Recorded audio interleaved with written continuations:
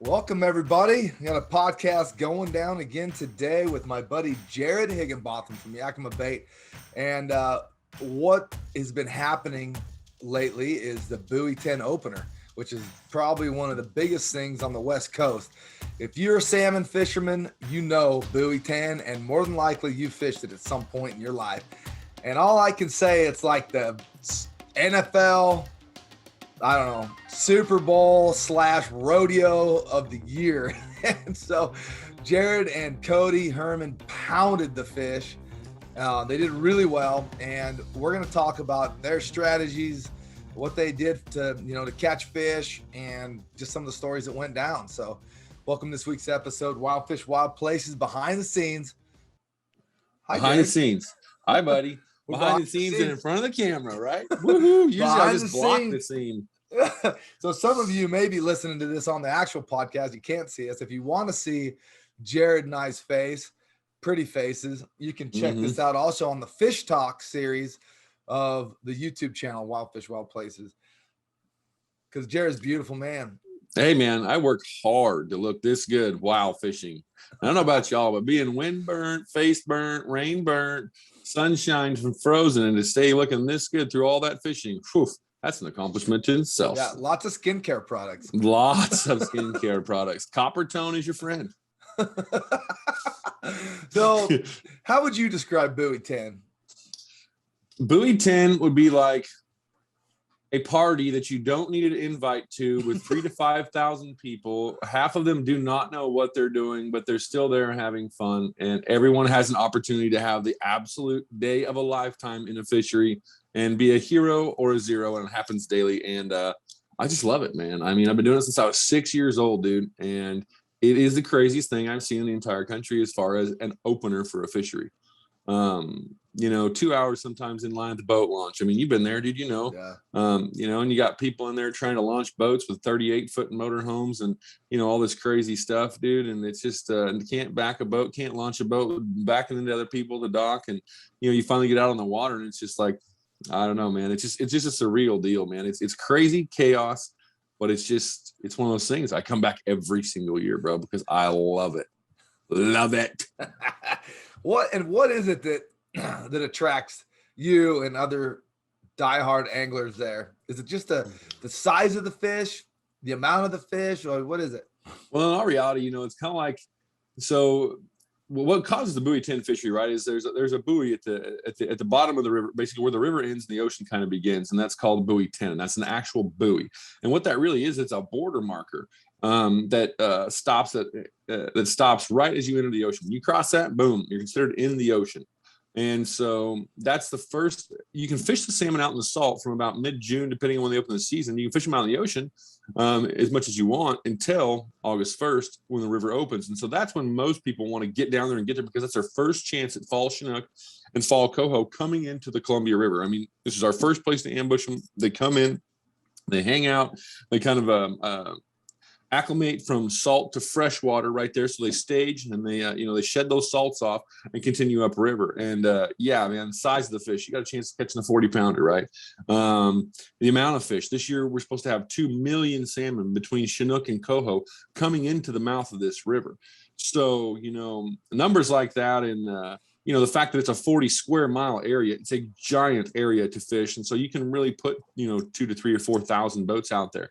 Certain areas will get a little crowded at times, but still it's never overcrowded to where you can't fish like rod tip to rod tip. There's always room to move around. So it's on the Oregon coast. It's nice and cool. Everybody loves going to the coast, man. The town of Astoria is cool. It's historic. Lots of different memories there for people, kindergarten cops to the Goonies to, Dennis Isbister and Drew Muir and walking down the dock talking about going to fishing with Buzz Ramsey, right? I mean, there's a lots of different memories someone may out there and just cool stuff to do up and down the coast, right? And so it's a killer place to be. One of my favorite intros to a show of all times when Drew and I were walking down Astoria. Yeah. This is a scene of Goonies and Kindergarten Cop 2, but we're not here to play Siskel and Ebert.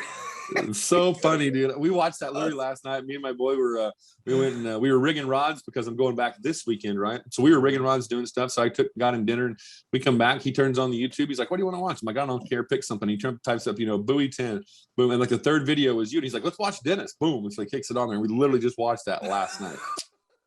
I love it. I love it. Yeah, that was and that my experience with Buoy 10 was with Buzz, and we got there. He had his boat in the water at 3 a.m. He was waiting for us, so we didn't have to. But the boat launch, I remember walking from my room down to that boat launch experience, and it was nothing like I've ever seen. I'm not used to salmon fishing that way. I'm not used to any fishing that way, honestly. Like, I'm used to, if there's a few people at the launch, I'm pissed because it's crowded, Oh yeah, dude. I was like, oh my God, this is gonna be a rodeo. It is, bro. And I think you guys launched at the East Mooring Basin, which is the least used launch out of all of them. You run up to like Hammond launch or Warren, Hammond launch is 4 lanes wide, bro. And it's got actual, lanes of traffic that go out that are 4 lanes wide. You go up these lanes and move like you're going down the I-5 freeway in downtown Seattle. It sucks. And it is crazy, man. And, like I said, it's one of those things, man. I mean, with 2 million salmon coming in the river, everybody wants a piece of that pie, right? And those fish are the first ones out of the salt, like I said, into the freshwater, and they're mean as hell when they're doing that, right? Like when they're in there, they're irritated or pissed off. And, we had a couple fish the other day run us, 200 feet on a line counter in a matter of, 30, 40 seconds, bro, just screaming. And, across the top of the water, heading towards other boats. You're screaming at other boats, "Man, reel up your line! Got a fish coming to you!" And that's actually etiquette there. It's not rude, I mean, right. If you drop an F-bomb or something, it might become rude. But other than that, that's kind of etiquette there. So it's a unique fishery, man, all in itself. And like I said, with that many fish coming in the river at one time, it gives everyone pretty much equal opportunity to go out there and harvest their possible fish of a lifetime. So right, and so. And we had it too. Like when we fished with Buzz, I mean, we had a couple epic days. I mean, we had so much fun. We caught a huge steelhead, caught huge kings, huge cohos. I mean, yeah, you guys did have a pretty. You guys had the full Buoy 10 experience, and not only that, but to have it with Buzz, right? Yeah. Like, I mean, the dude helped build that fishery to what it is. He's probably one of the most educated people on that fishery there are on the planet, right? And so you guys got what I call the first class version of Buoy 10, right? I mean, I saw that king that Buzz caught, and that's the first salmon I think I've ever seen caught when someone else was reeling while someone else was holding a rod. And it was like 35 pounds. Yeah. Oh my God. Yeah, I guess I better tell that story. And if you're listening to this, make sure you go check out the Buoy 10 show that we released on our YouTube channel because it's hilarious. So you can keep fishing for coho, and I had tagged out of my king. But if I hook a fish, once I realize it's a king, I have to hand the rod off to somebody else that hasn't tagged out, which is Buzz Ramsey. And I had asked him earlier, I work with Okuma, and I wanted to use my Okuma rods and reels, and he said, "Yeah, no problem. Hook a fish." Well, I had forgotten, or the reel seat had loosened up on me a little bit, and I didn't realize it. As he was reeling in this giant king, the reel fell off. And he looks right at you and goes, "Here, you want a reel? Here, dude." He goes, "Here, take care of this," or "Here, handle this." Yeah.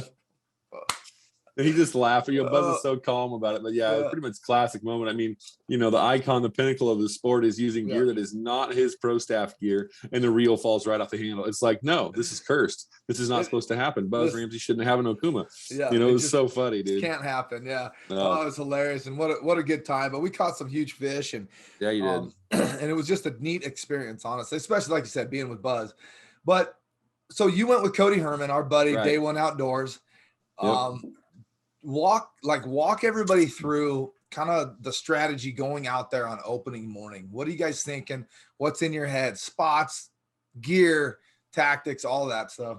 Well, Cody and I had this discussion for probably like 3-4 weeks. I mean, we would talk it back and forth. And really one of our main points that we really look for in those situations are the tide set, how big it is, what the exchange is, and water temp, right? Because right now the Columbia is flowing like 70-degree water. The ocean's probably like mid 50s, high 50s. And so when those two, mix at a certain point, you'll get water temps that drop. And just like anywhere else, when it's hot and the water's warm, fish want to be cooler, right? And so they find them cooler water pockets, or they go suck to the bottom and find this, or find a tributary that's coming in that's cooler than the water they're in to go cool off, right? Salmon don't like water over that 60, 69 degrees mark. They like it cooler, a lot cooler. So that was kind of our strategy, was to chase water. And the tide sets in the Columbia. So what happens, you get these big tides and they'll push these fish in and out, right? These fish will flush in and they'll flush out. They'll flush in and flush out. And over time, those tides will dwindle. And those tides dwindle down and you get less of an exchange of water, smaller tides. Those fish will start to stage up because they don't have to buck that current. The reason they flood in and out is because that water is moving so fast and there's so much of it that a lot of times those fish, they'll turn around and let the current just push them all the way in, right? For maybe 10, 15 miles, 20 miles, right? And then the tide will slack. They'll kind of mill around, hang out, and then the tide will go back out. And they'll either turn back around and let the tide push them back out, or they'll hold and eventually go upriver. Well, as those tides get less and less of exchange, softer, more fish will hold and stack up and hang out and shed the salts off, right? And so we knew when that happens, there's certain areas in that fishery, like for instance, above the bridge, the Washington side, what we call the shipwreck, the rest area. Those softer tides, those fish will push in that Washington side and they'll hang out there, right? And they'll just chill. They don't go out, they just chill and they build up and build and build. And we kind of knew that, kind of going into the opener, but, we still second guess ourselves like every other fisherman. And so we did not start there. So we chased water temp for about, 6-8 miles downriver towards Chinook, found the temp we wanted, dropped lines. And, we spent about 20, 25, 30 minutes fishing, no bites, right? And we were marking a few fish on the graph and we're like, both of us had this weird feeling like, this isn't the spot. We're doing something wrong. So we make a phone call to one of our buddies, Josiah Dar, stud fisherman, cool dude, one of our good friends. And Si's like, bro, you got to get above the bridge. He's like, I've hit 4 in the first pass, there's fish on. So, that's about buoy 10, right? So we pull lines, man, we flip the barge around and upriver we go. And, we run up there, literally drop lines in the water. We troll maybe 10 feet, boom, I get a jack. We troll, leave the lines out, boom, another rod buries, got a dandy of a hatchery adult, get it right to the boat, boom, it comes off. So, all right, we're on them. Next rod folds, it's mine again. And, I fight it, and stupid harbor seal comes up and snatches it, right? And so this harbor seal's got this 25-pound Chinook by the head. And so I am giving this harbor seal all 350 pounds of my giant butt, right? Like I'm dragging him into the boat. And I said, you net that seal when if he comes up, you net that sucker too, right? I was so irritated. I hate those fur bags. But anyway, on a side note. So we finally get the fish, we get him up to the boat, right? And what we do in that situation is, you try to get the line directly underneath the boat and you keep the boat on top of the sea line so he can't breathe, right? So if he can't come up to breathe, eventually he's going to let go of that fish and take a breath. And that's when you can get him up. Well, we did. We got him up. Problem is, fish was missing half of his head. The other problem is we cannot keep hatchery wild Chinook until August 11th this year. So we have to go the first 10 days, only hatchery fish. So I had to release a 25-pound dead wild Chinook. Bummer, dude. That sucks. So, we'd established our pattern on what we were just talking about, like where do you go, what do you do? That's the story at Buoy 10 all the time, which you were there. Yep. And so we continue that, and we end up, it was just bite after bite after bite. Cody ended up killing a just stud of a Chinook, like 26 pound, just the brightest fish you've ever seen, dude. Thick, fat, fall Chinook upriver, bright football. And we killed another one about 10 minutes later. It was about 18 pounds, released a few others, caught a couple wilds. Really good fishing. Well, as tides change, right? Like I said, that was the very end of the incoming tide. So it slacked up. So when it slacks up, sometimes those fish right between that point, they go weird, right? They don't bite. We were marking them, but we couldn't get them to go. We ended up getting 1 or 2, but the bite wasn't what we wanted it to be. And so we moved. We jammed back downriver where we were before, because as that tide starts to flush back out, right, those fish are going to go back out with it. So we figured we would get ahead of that pod because there was a big pod of fish just milling around there, right? Well, when that water starts to flush back out, so we jammed like 6 miles downriver, and dude, it was the best opener for Buoy 10 Cody or I have ever experienced. We had over 30 bites, we had over 20 fish landed, right, and we killed 6 hatchery Chinook. Wow. Right, dude. Wow. That's Right. so what was the gear? What were you running? Talk So, to me about your setup there, and if you had to change, or if it was right off the bat right, or what. so we discussed it, and again, with those softer tides, you're going to have less current, right? And so, in those real heavy tides, it's hard to run like a pro troll or a rotating style flasher in those real heavy tides because they create so much drag. But in our tide situation, you can't do this very often. But we ran the port side of the boat with fish flash and anchovies. We ran the starboard side of the boat with pro trolls and 3.5 spinners, like I've showed you before. Mulkey spinners and Hildebrandt spinners, right? Mulkey and Hildebrandt salmon spinners, correct. And so it's funny because throughout the day when we get our bites, it'd be all on spinners for like 30 minutes, and then boom, the fish would switch to bait. And then every now and then we'd get them on both. But our presentation was, it's one of those things where the mornings when you get to some place and you drop in and everything just starts happening right, you're dialed, that your depths are right, your leader length's right, your speed's right, your bait presentation's right. And we were just right, bro. Like we were on it. And dude, it was an epic day. And there was a lot of people that had really good days. All the good fishermen I knew out there had really, really good days. And, that's why we go to Buoy 10. And the funny thing is, I called Cody and all my buddies yesterday because I'm in my office and I'm like, oh, I'm going back Friday. I'm like, God, I can't wait to get back there, blah, blah, blah. I'm like, how was it today? And they're like, it sucked.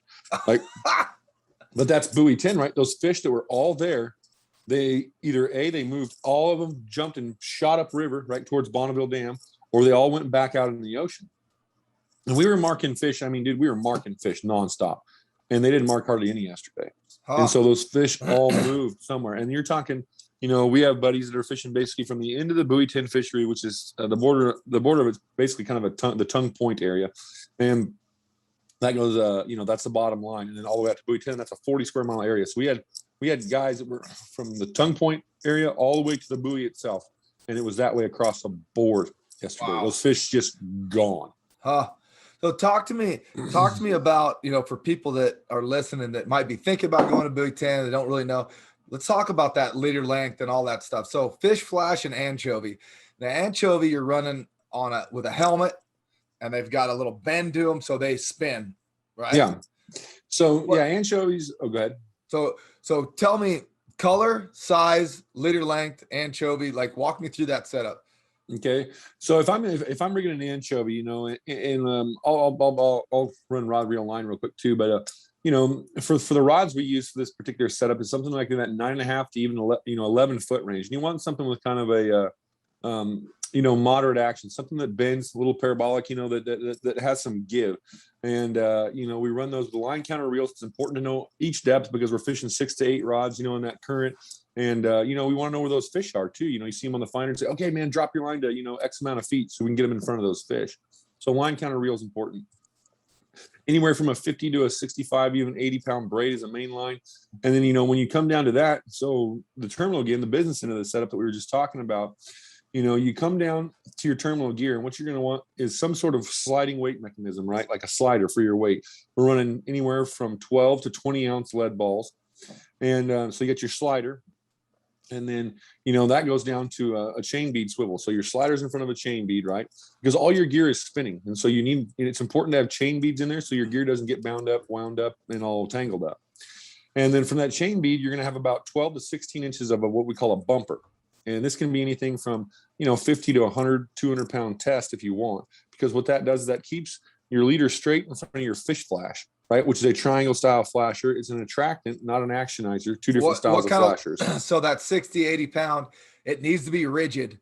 That's why you're using such heavy, and it needs to be fluorocarbon. No, it doesn't need to be fluorocarbon. I mean, once you get above that 50 pound, even in a mono, it gets pretty stiff. Okay. And then, behind that, you're going to have, anywhere from basically 4 feet a leader to 6 feet a leader. And that's generally a 25 to 40 pound test. Mono's fine. You know what I mean? Trolling for salmon, they're not really line shy. So 25 to 40 pound test, and you can do it a couple different ways. We like to rig them up. If we're using the hoods, we use size 2 trebles.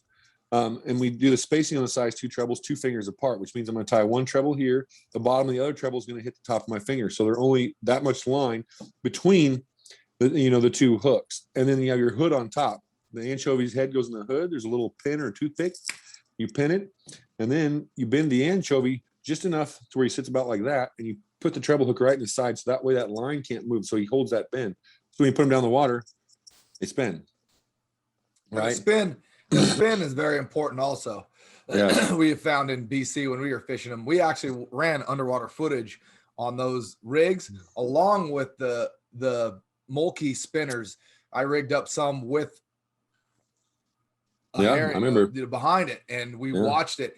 And if the spin was correct, they got 8. If it wasn't, they'd come up and look at it and they'd leave. They will not bite it, man. And it can change daily, but and there's a lot of people have seen those miter boxes too, like for cut plugging a herring and different things. And they have different angles on them for different rolls, right? Like they'll have a fast roll, which they say is for coho, and kind of a medium roll and a slow roll.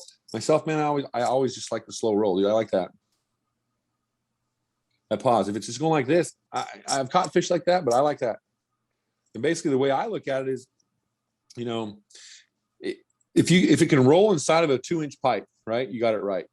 That's kind of how I always look at it. If it's got this big deal like this, it's not right. So if you can look at it and it's rolling inside of a piece of 2-inch pipe, just like this, then your money. That's a good roll. And and that's basically your anchovy. And the reason for the 4 to 6 feet, and I say 4 to 6, is because in dirtier water, I'm going to put my anchovy closer to my flasher, because then the fish have a better chance of seeing it. In clearer water, I'm going to kick it back away from my flasher so it's not as intrusive. Yep, that makes sense. And that's what the inline fish flash. Fish flash. Was there a color that seemed to be better? Cody only uses 3 colors. He has for the last 6 years, right? He uses what he calls Green Machine, Red October, and Pawn Shop. Green Machine is a green blade. It's got some gold and chrome on it, and it's just fishy, right? And then Red October, it's got an orange blade, and it's got some pink and some chrome tape on it, fishy. And then Pawn Shop is half gold, half silver. Hence the name Pawn Shop. And so basically for any light conditions, any water conditions, with one of those 3 flashers, you can dial in your presentation pretty easy. The salmon will key into those colors. So did you guys find that they were keyed into a certain color of flasher, or did it just all seem to work? That day it didn't. I mean, like I said, some days you're just everything, you can't do anything wrong, right? Right. And one of the things that I learned from Cody and Buzz both is, like, the more people you have running flashers, the more success everybody has. The more flash, the more attracting. And when I was in BC, I actually messed with that theory, and I put 4 or 5 fish flash in tandem on my downrigger weight and outfished everything. I mean, it was nuts. But then the other side of the boat, you are running actually rotating flashers, right, with the mulkey blades and the Hildebrand blades. So talk about that setup. How do you run that? So same thing. Rod, reel, and line doesn't change. Same thing. The only thing that changes once you get to your terminal gear, right? So we come to our sliding weight. We've tied off our chain bead. Now that bumper is going to be 24 inches, because the distance of that bumper is going to dictate the amount or the size of the roll that the flasher has. So a Pro Troll style flasher is rotating, like we said. It goes like this in a big loop, and it drops, right? And so if you have a short bumper, it's going like this. The longer you make your bumper, the bigger that loop gets, right? And so finding that bumper spacing for the right amount of loop, because that's adding action to your bait behind the flasher, is important. Generally 18 to 24 inches is money. Okay. We're running 24 inches. I like to run personally 50-pound test mono as my bumper, because I feel when I get a bumper that's too heavy with a rotating flasher, like you run that 100-pound, 150, it creates drag, right? Just the diameter of the line alone. So it doesn't allow that flasher to do what it's designed to do, exactly as it's designed to do it. Right. And we run the 11-inch Pro Chip series, which have the fin on the back. And that fin on the back causes those flashers, like I said, to roll, and boom, it drops off. And when it rolls, boom, it drops. And what that's doing is, we got our spinner behind that, and your spinner is tied on a 40-pound leader. It's somewhere 28 or 24 to say 34 inches, depending on how fast you're trolling, what the fish want, how much action they do or do not want. The shorter your leader, the more that spinner is going to move, right? The longer your leader, the less that spinner is going to move behind it. Makes sense? Yep. Okay? So that, that's very important, is your leader length behind that flasher. And so, with the 24 inches as a bumper is what we were using. We had 28 inches of leader behind it, right? And they were tied off to 3.5 size blades in our Mulkey and our Hildebrandt line, right? So And those are the smaller sizes ones, right? The 3.5. they're So smaller. Yeah, they're and, smaller, man. and why did you go with smaller blades on this one? Well, when the last 4 to 6 years, man, salmon, I don't know if you've noticed this in the fisheries you go to too, they are keying in on smaller and smaller baits. And it's just a more effective presentation. Not only that, it's happening in the Great Lakes. I yes, think the smaller stuff. Yeah, smaller is just kind of getting to where it's at. And you've ran our 5.5 and 6.5 Mulkey spinners, right? Yep. Well, if you put that behind a fish flash, that's fine. That will work. If you put a 5.5 or a 6.5, those bigger Mulkey blades behind a Pro Troll or a rotating style flasher, that's too much drag. And so it flattens that flasher out. So all it does is this. It won't do this, right? It's pulling on that flasher. It flattens it out, right? There's a lot of drag to those big blades, like you said. There's a lot. 5.5. And that's one of the things why they work. So one of the reasons there's so much vibration and so much flash. But like you said, I was running them on fish flash behind a downrigger. But if you're running them behind a Pro Troll, I can see that you got to make it smaller. Yeah, you're getting your flash and extra motion from the Pro Troll, so you don't need a bigger spinner. Yeah, and it's funny because we have 16-ounce leads on the entire boat, right? Every rod has 16-ounce leads, and say the back two rods, back port side rod, back starboard side rod. The back starboard side rod was a Pro Troll. The back port side rod was a fish flash, right? So we're fishing the same depth, as far as that goes. But my fish flash rod, if it's at 42 feet, my Pro Troll rod, I'm going to have it at like 55 feet to get to the same depth because the Pro Troll flasher creates so much drag and lift, right? And so to target those same depths, you've got to, kind of do the math in your head. And the way we were doing that was we were actually letting the back rods out. We'd hit the bottom, boom. When we'd feel the bottom, we'd come up a couple cranks, and that would dictate how far the rest of the rods were, right? So if I'm at, say, just to make it easy, if I'm at 60 feet on that back rod on a Pro Troll or the fish flash, I just come up 8 feet on each one of those rods, right? And then they never get tangled. You know what I mean? And so I'll yell out, hey, 52, 44, 36, right? And that's my spread. And so not only that, but then in the water column. Did you just do that math in your head? Oh, no. There's somebody over here shooting numbers. Hey, put the cue card back. Will you put that back? No. So, and that gives me in the water column, I'm fishing on the deck. I'm fishing about 4 feet above the deck. And then on my bow rods, I'm fishing about 8 feet above the deck. And so I cover everything from the deck up to about 8 feet on both sides of the boat. Right. With different presentations. With different presentations. And so, I'm fishing as effectively as I can. Now, there's days that they may be on an all bait bite. So you'll have bait on every rod, and so then it'd be, the same 52, 44, 36. But on the other side, I might go, 55, 47, and 39. Right. So then I'm just through the whole column because, a lot of people don't understand salmon, they can only see up. They can't see down. They will not bite anything down. I mean, maybe if they catch something out the side of their eye and they're over on the side, and they might swim over and pick it up and grab it, and that's what the fish flash or the Pro Trolls are for. They're the attractive value. But for the most part, they can only see up. And on certain parts of the tide, certain portions of the tide, especially the outgo, when the tide's ebbing and it's going out, those fish suck to the deck, boom, on the bottom, because they may not want to go out. If they want to go out, they'll rise up in the current, turn around, and let that surface current push them out. If they don't, majority of your salmon that are going to bite are on the deck. And so that's where it's important to be able to learn and work your gear, like I said, from the bottom up. Right. What is the reason that you don't use any downriggers in this situation? I would think that running downriggers would be a lot more effective and precise, but you guys don't run downriggers ever, do you? There? There's guys that do, man. And in all reality, it's more of a pain than not. Especially if you're fishing bait, it's just, and we're trying to run 7 rods, you can't run 7 rods and you got riggers out. It's just less effective, as far as being able to fish, because, we'll hook a fish and depending on what that fish does, a lot of times there's schools of fish. They're not just singles. And so you're trying to get a double, maybe a triple, hook a couple more. And so you hook a fish and it's out the back and it's going crazy, right? You just leave the rods in. Right. You know what I mean? Right. And then, and also, that downrigger balls down there, man, it's just another way for them to get hung up, break off. People get snagged on, fish run through them if you're fishing next to other people and up and down, up and down, up and down. And it's just a lot less work, because if we land a fish real quick, boom, immediately you want to get your rods back in the water, like right now, because you're on them, the fish are there. And so once that fish hits the net, hits the deck, you throw it in the air, I'm like, everybody get them back out. Right, boom, and we're dropping rods, fish is flopping on the deck, and blah, blah, blah, blah, blah. And you just can't be that fast and that effective with a downrigger. You go out in the ocean and, there's guys, don't get me wrong, it's a very, very effective method to do it. But, those guys that got the big cabin boats and they're fishing 3 people maybe or whatever, 4 people. Yeah, that's a pretty effective way to do it.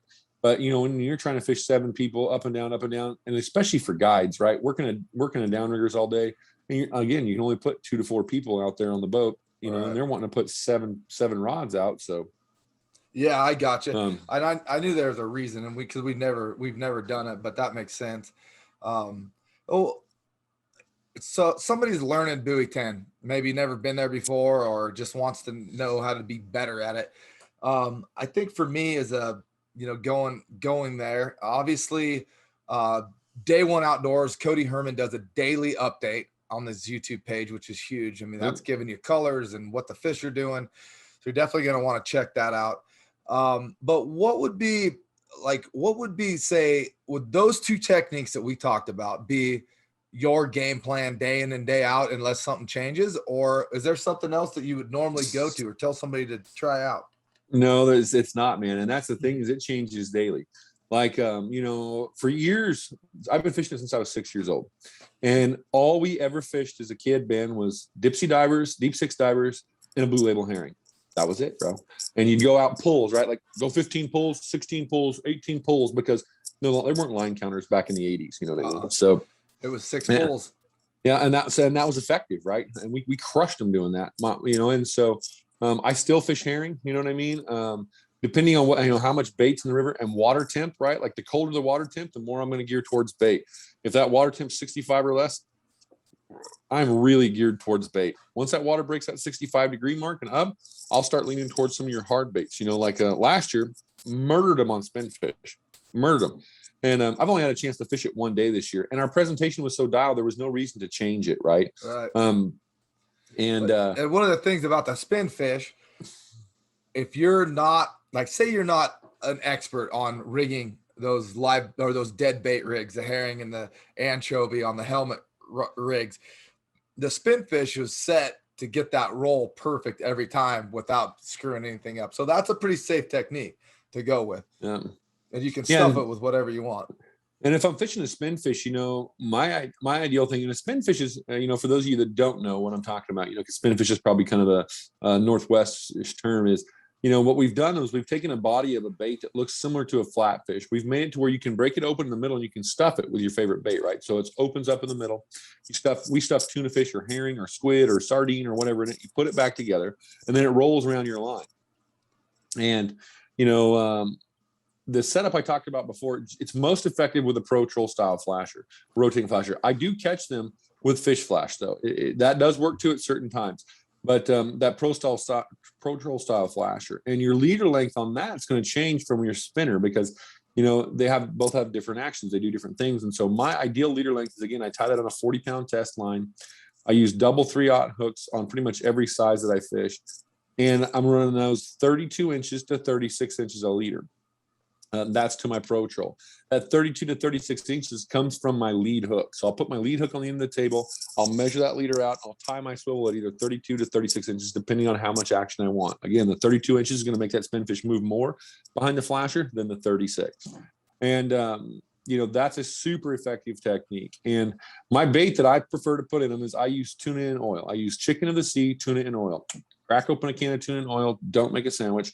Dump the entire tuna in oil can. Or make a sandwich. Make a sandwich, have a beer, and don't go fishing. I don't care whatever you do, but this is what I do.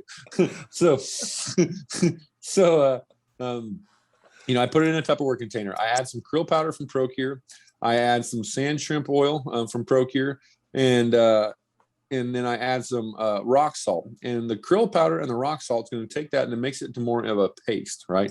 You don't want to add too much rock salt. Salmon don't care for bitter, right? You just want some salt. They're shedding off salt, and so that's, as they come in the ocean, so they kind of crave it, right? It's kind of one of those things that they crave. They want back. It's like a drug addict in a way, right? They've had it in their body for so long that without it, they feel funny. And so that salt does a couple of different things for you there. But that's my base cure. And, so I'll stuff a spinfish with that, but then, I'll start testing things. And again, water temperature will dictate what scent I use. If it's over 65 degrees, I love garlic, man. Salmon, for whatever, they love the garlic scent over 65 degrees. Under 65 degrees, not so much. And so I'll use things like bloody tuna or anise or shrimp or herring, anchovy, sardine, all those things. And but when it gets over that 65, they like that garlic. But I make my base cure pretty much the same all the time, and then I will adjust it as the day goes on. And that's what I stuff my spinfish with. And so are you typically, in that fishery, are you typically running the spinfish behind a pro troll just to give it that bigger rotating flasher action? So at times, for instance, last year I go there out there with my family, right? And we're strictly coho fishing. Kings have closed in the river, so we're coho fishing sea bass, lingcod, and crabbit. And so we just catch the incoming tide at Buoy 10, which is again that mark of the fishery. We'll literally run out from Milwaukee. We go up in there, and I literally nose up to that red buoy because that's the border. And I'll drop my lines out, and I slowly, as the tide's pushing in, I'll just slowly back down, right, with the tide. Well, last year, the first day we go out, we hit like 9 coho in 2.5 hours on the incoming tide, right? Because we were just going to hit the coho on the incoming and then go bottom fish. That's what we did every day. And so I wasn't really targeting coho all day. But the first day, it was pro trolls and spinfish, bro. Money, right? Everything's working perfect, because the idea with that pro troll is you want it to basically have what we call the heartbeat of the rod. You want it going thump, thump, thump. 1,000, 2,000. If it's going too fast, too much, right? It's not the ideal situation for a salmon. And if you can't get it to thump, right, you need to speed up, right? Right. But in that situation, we get the tide pushing in, so the current's working for us. We're just holding the boats and basically almost back trolling. Day one, murdered them on pro trolls and spinfish, right? It was classic. Go out the next day, right? Same pattern, right? Because they worked yesterday. I go to put the rods out, and the current is going so fast, dude. And I'm running 16 ounces of lead, pound. And the current's going so fast that at the same speed I was trying to back troll the day before, my line scope is way out the back row, and the flasher's just going bouncing hard. Yeah. And so all I did was I reeled all the rods in. I unsnapped my pro troll. I snapped a fish flash on. I snapped my spin fish, the same leader length, didn't even change it, to the bottom of the fish flash, dumped them back out, murder fest, right? Just like that. Just because you were able to change it up immediately. Yeah. And the fish flash has less drag, right? And so, if I was fishing, say 50 feet deep, that underflowing current is not as fast as that surface current, right? But that underflowing current is also warmer than that surface current, because that surface current, when it's coming in, is from the ocean. So that's what those fish are coming in on that tide. And, those fish are facing into that current coming backwards, and I'm backing my baits straight down to them. And that's just the next day, man. That's what it was. The very next day, it was pro trolls again. Right? And you're talking about the same point in the tide. Now the tide changes, 30 minutes to an hour every day as far as what it's doing at that time, right? But it usually 30 minutes later to an hour later every day. And so we would try to catch that at the same time, right? So we went out at 10 o'clock the first day. We went out at 10:30 the next day. We went out at 11 the next day, right? So we're basically in the same points of the tide, but depending on where the currents are moving and how they're coming into the river really dictates on your presentation. So both presentations are effective, pro troll and fish flash. You just have to know when to adjust that to make it most effective for catching fish. Right. Exactly. And so, excuse me, that's a really good point you make. And any of the people out there listening that might be wanting to learn a little bit more, I mean, you're not always fishing a lure or a bait because of its effectiveness. You're fishing that style because it's what works in that situation, and that current, the current, the tides, the color conditions, all that stuff. You got to switch it up. And there's so many options, that you guys have from Yakima Bait for that specific stuff, but it's, you know, just like we always talk here, it's not always just our stuff that works, you know, it's like this stuff works too. And so there's lots of products out there that do work, you know, and one of the main things I can say, if you're a newbie to Buoy 10, and I encourage everyone to go fish it, right? 100%, you know, it's something you should experience. But if you're a newbie to Buoy 10 and you're going to go out there and you're going to run around in your own boat, you should probably hire a guide, do some research beforehand or whatever, because the water looks open. When the tide's flooded in and the tide and all the water's there, it looks like it's just open water everywhere and you can run your boat anywhere you want. That is not the case. There's a lot of sandbars out there. They move every year, and I see people beached every year. I mean, so very, very important. It can be very dangerous out there if you do not know what you're doing. So very important to, you know, do your homework, hire a guide, you know, ask a guy to launch, say, hey man, do you mind if I follow you out? I'm not very sure, you know, where these sandbars are, so on and so forth. Right. And, you know, weather conditions, you really need to pay attention, man. If you're out there fishing and you notice all these guide boats and everybody picking up, getting the hell off the water, you should probably follow suit. Because, you know, I've been out there before and it gets gnarly and very fast. Almost every afternoon, that west wind comes in. And if you've got a big ebb tide and that west wind's coming in, pushing against that ebb, that water gets nasty. And when I say nasty, I mean, you've seen it like when we were at Pyramid, right? And you're like, this is nasty. And Cody, you're like, no, dude, this is great. We're fine. Let's go. You know, so, you know, that water gets very, very, very nasty. It can be very dangerous. And so not only, I mean, it's a very fun fishery. And on those days when it's glass and the fish are snapping, man, which are rare, that is epic Buoy 10. Those are the days that you're like, God, I was glad I was there that day. But really need to pay attention and focus on, you know, your tide sets, when they're coming in, when they're going out, you know, to be effective on fishing. You need to know where those sandbars are. And you need to pay attention to weather, what's going to happen later on in the day, right? Pay attention to other boats. You know, and safety, make sure you have, you know, a VHF radio, make sure you have a throwable, make sure you have life jackets for everyone, make sure that everyone in the boat understands, you know, a plan if something happens, you know, make sure all your gear is functioning properly, you know, double check everything, you know, check your plug before you put it in the water. All those things, you know what I mean? Very effective. You know, last year we had a boat that ran up on another boat in the middle of like 100 boats. Both boats sank within 30 seconds. 30 seconds, 25, 26 foot sleds sank to the bottom of Columbia. Boom, 30 seconds. There was hundreds of boats there. Thank God. Everyone got out safe, but accidents can happen. And so, you know, you really need to be prepared, be focused, understand what's going on, be aware of your surroundings, because, you know, like I said, with 2,000 or 3,000 boats out there, you know, it's and weather and, you know, everything else, man, it can be very dangerous. And you got to watch for things like crab pots when you're running around, right? You want to get a crab pot in your prop, you know, and you know your buoy markers and what they're there for and what they indicate, you know, all those safety things that you take when you take your boater's test and you just try to speed through it. That's where they come into play. It's fisheries like that. I mean, understand that barges have way, right? So if you're in the way of the barge, he's not going to stop for you. Get the hell out of the way. Yeah. You know, so a lot of stuff to think about, especially if you're new to it. But if you are looking to learn something to go out there with a guide, Cody Herman, Day One Outdoors, he's our buddy. He's booked pretty solid, but he's a great one to look into. And there's a lot of good guides out there that, you know, that you're friends with, you know. There's a lot of great guides out there, you know, some of the best fishermen in the Northwest. I mean, this is their baby, and they're booked, you know, in advance. And so if you really want to learn it, you know, Josiah Dar, again, I mentioned him before. He's a great guide. Brandon Glass is a great guide. Jody Mather is a great guide. Jack Glass is a great guide. Evan Lafke is a great guide. Bill Monroe Jr. is a great guide. You know, there's so many. Eric Swanson's a great guide. Nick Popov's a great guide. And there's some names for some guys for you to, you know, you look up, call them. And you know what? Even if they don't take you fishing, majority of those guys I mentioned are good friends of mine. They are good human beings, and they would much rather give you some info over the phone, even if they can't book you, to help you be safe out there. You know what I mean? Right. These guys are stewards of the sport. So right. Which is, you know, what we're all about and what most sportsmen are all about for sure. So, but that's great, man. There's a lot of info there, and anybody out there that's listening to this on the podcast can go check out the Buoy 10 stuff on the YouTube channel. And you're going back this weekend, huh? Bro, I'm back there this Friday, Saturday, Sunday, the next Saturday, Sunday, the next Friday, Saturday, Sunday, and then I go on vacation, and guess where I'm going? I'm going over there.